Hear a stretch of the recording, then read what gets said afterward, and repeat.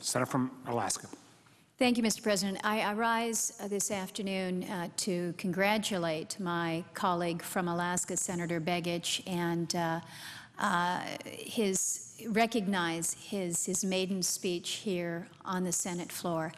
The tradition and the significance of giving a maiden speech is one that perhaps in recent years that tradition has not been followed as intently as it has in days gone past. But I think the significance that Senator Begich has attributed with his remarks today, the collection of bills that he has introduced on the Senate floor speaking about America's role as an Arctic nation and the key that Alaska holds as a leader in that responsibility.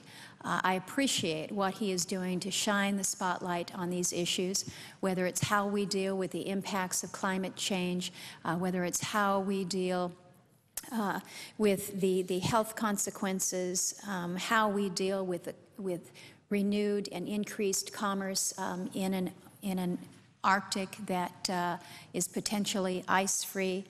I applaud him for his efforts and again shining the light on an issue that it seems every day the rest of the country, the rest of the world is looking to the Arctic for our science, looking to the Arctic for our knowledge from our elders and from the researchers, and really looking to the Arctic as a true leader in global and environmental politics. So I applaud him, and I'm privileged to be able to support him in so many of these efforts, working on issues that are important to, of course, our state, but to the nation as a whole.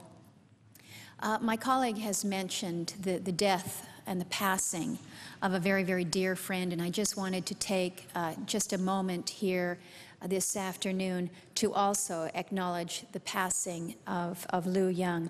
This is a sad, sad day for us in Alaska as we come to grips with the very sudden passing of Congressman Young's wife. They had been a team, have been a team for some 46 years, and she died this weekend at their home here in Great Falls, Virginia. She was only 67 years old. Lou Young was an Athabascan Indian from the village of Fort Yukon. Fort Yukon, you may have seen with Senator Begich's map, it's in the interior part of the state, sits 7 miles above the Arctic Circle on the north bank of the Yukon River. It's about 145 air miles north from Fairbanks.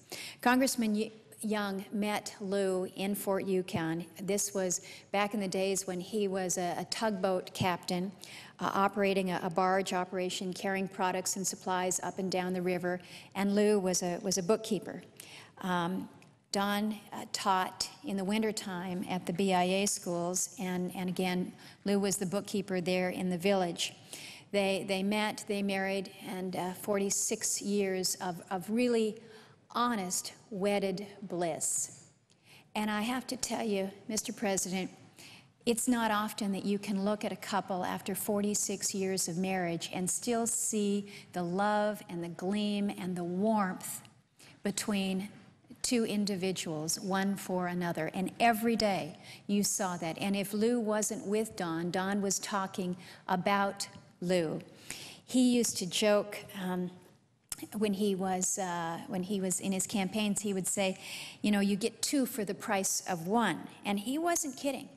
Don was in his office every day, but Lou was also in the office every day over at the Rayburn Building, and she would greet Alaskans as they would come in. She'd make sure they were comfortable, or if she thought they were taking too much of Don's time, she would tell them that too. She would take people over to the restaurant for lunch. She welcomed Alaskans as part of that family.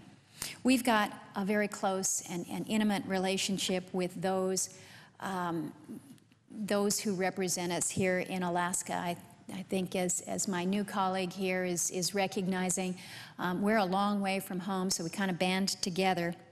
We are part of an extended family. And Lou was a constant in Don Young's office. She ensured that Alaskans that traveled to Washington, D.C. would know that the Congressman for All Alaska was going to take care of you. And she was also reminding Don every day, don't forget where you come from. Anyone who's ever been to Don's office knows that it looks and feels very much like Alaska, and Lou made sure that that was never going to change. But today, the people of Alaska aren't thinking about Lou's contributions to Don's political career. They're reflecting upon the truly remarkable love between the two of them. And in a statement this morning, Congressman Young really summed it up. He said, "Lou was my everything, and I'm heartbroken." And that loss breaks the golden hearts of all Alaskans as we remember our own experiences with Congressman Young's partner, his best friend, and his heart. Congressman Young has lost the love of his life, and Alaskans have lost a great friend. Regardless of political persuasion, all of Alaska grieves with Congressman Young, his daughters Joni and Dawn, and their husbands, and their 14 great-grands, and an extended family of lifelong friends throughout the Great Land. I thank you, Mr. President. I yield the floor.